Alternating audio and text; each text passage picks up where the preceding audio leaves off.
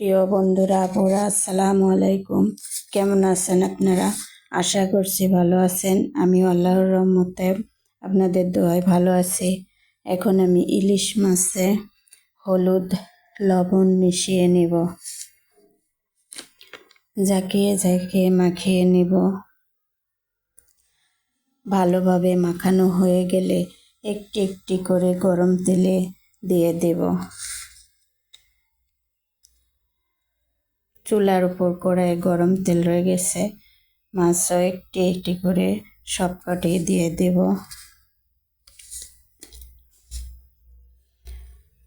কড়াইয়ে মাছ দেওয়া শেষ।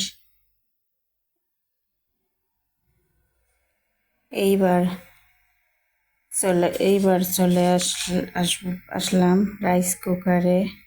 বেগুন টমেটো নাড়া দিয়ে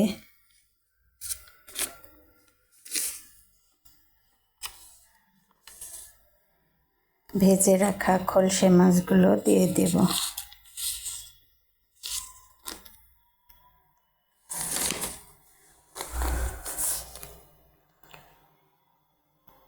ঢাকনা ওঠানোর পর অনেক ভাবটা উঠে আসে, তো ওই জন্য দেখানোর সমস্যা হয়ে যায়, অন্ধকার অন্ধকার হয়ে থাকে।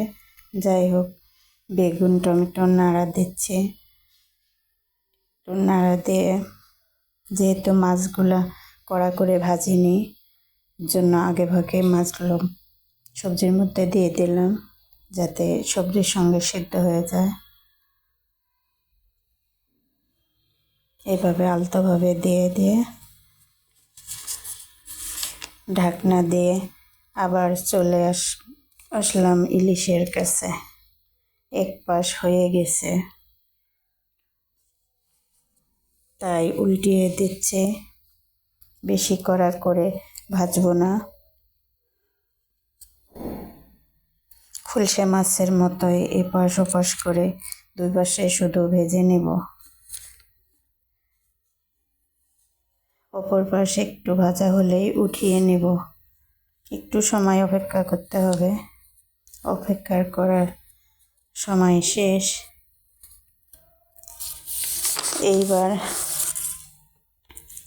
একে একে সবকটি উঠিয়ে নেব।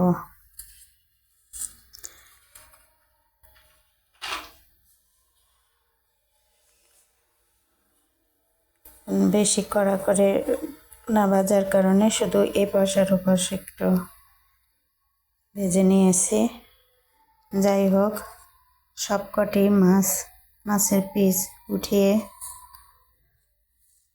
নিলাম। সবকটি মাছের পিস ওঠানো যখন শেষ হয়ে যাবে, তখন ওই তেলের মধ্যে ধুয়ে রাখা সিমগুলি ঢেলে দেব। পরিমাণ মতো লবণ দিয়ে দিব। এরপর অনেক সময় নিয়ে ভাজতে থাকব।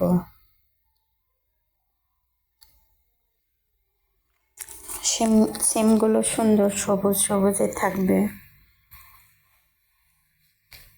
যে কোনো শাক সবজি ভাজতে কালার ঠিক রাখার জন্য চুলার অনেক বাড়তি রাখতে হয়, আর একটু হালকা চিনি দিলে সবুজ কালারটা গাঢ় থাকে। তাই আমি একটু চিনি দিয়ে নিলাম।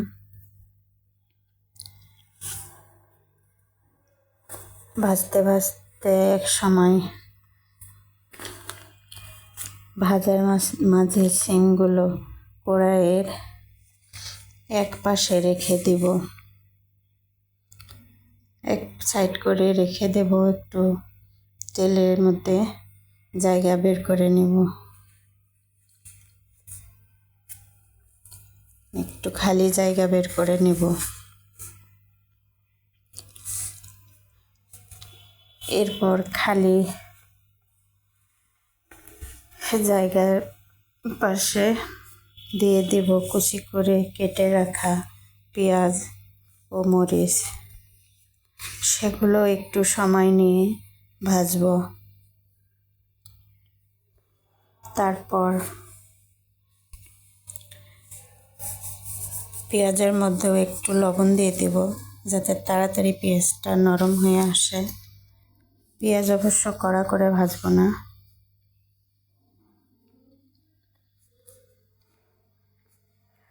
পেঁয়াজগুলো ভাজা শেষ হলে সিমগুলো মেশাবো, অর্থাৎ সিম পেঁয়াজ একসঙ্গে আবারও একটু সময় নিয়ে ভাজবো। ভাজতে ভাজতে যখন দেখব ভাজা শেষ,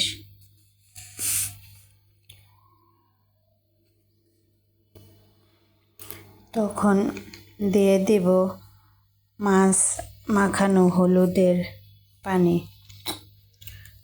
অর্থাৎ যে বাটিতে মাছ মাখাইছিলাম সে বাটিতে হলুদ লবণ মাখানো হয়েছিল, ওইটাতে একটু পানি নিয়ে বাটিটা হলুদগুলো ধুয়ে দিয়ে দেব সিমের মধ্যে। এরপর একটু নেড়ে দিয়ে দেব ভেজে রাখা ইলিশ মাছগুলো। ঢাকনা দিয়ে রেখে দেব। এই হলো আমার আজকের রান্না সিম ইলিশের ভুনা রেসিপি। সিদ্ধ না হওয়া পর্যন্ত ঢাকনা দিয়ে রেখে দেব।